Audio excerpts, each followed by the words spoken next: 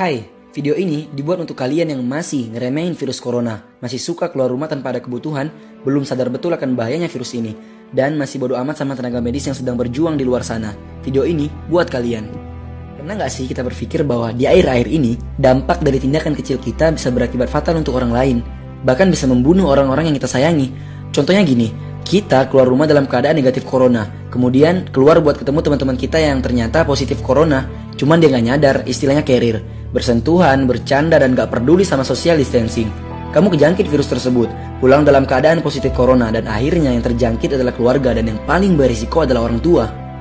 Dari sini, tindakan kamu keluar rumah tanpa keperluan mendesak, tanpa pengaman sama sekali itu udah berakibat fatal, dan dampaknya gak cuma sampai di sini. Teman-teman, semakin banyak orang yang terjangkit, otomatis semakin banyak juga orang yang butuh penanganan. Berarti semakin banyak tenaga medis yang dibutuhkan. Di sini, masalah lain mulai bermunculan.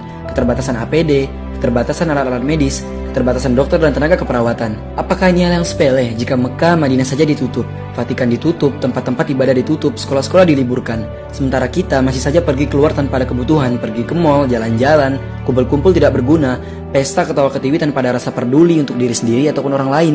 Ketahuilah, jika orang kesayangan kita terkena COVID-19, itulah saat terakhir kita bersamanya. Karena selepas dibawa ke ICU, kita tidak dapat lagi melihatnya.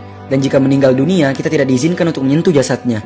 Jenazah tidak dimandikan, pakaian akan ditanamkan bersama jasadnya. Teman-teman, dengan kita tetap di rumah aja dan melakukan social distancing, kita udah ikut andil dalam memperlambat persebaran virus corona, agar memberi ruang bagi tenaga medis untuk menangani pasien secara optimal. Dan kita juga udah bantu mengurangi jumlah korban yang akan terus bertambah. Cukup dengan di rumah aja, kita udah menolong banyak orang.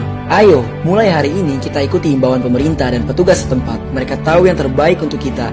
Dan terima kasih untuk kalian yang udah berusaha buat tetap di rumah aja. Dan buat kalian yang emang harus kerja di luar demi mencari nafkah buat keluarga di rumah, tetap waspada, terus jaga kesehatan dan social distancing. Semuanya harus dimulai dari diri sendiri, mulai dari kamu, mulai mengajak kanan kiri kamu, kerabat, orang tua, keluarga, hingga teman, agar lebih peduli dan teredukasi. Ayo kompak, memulai kekompakan dengan membagikan konten ini agar semakin banyak yang peduli.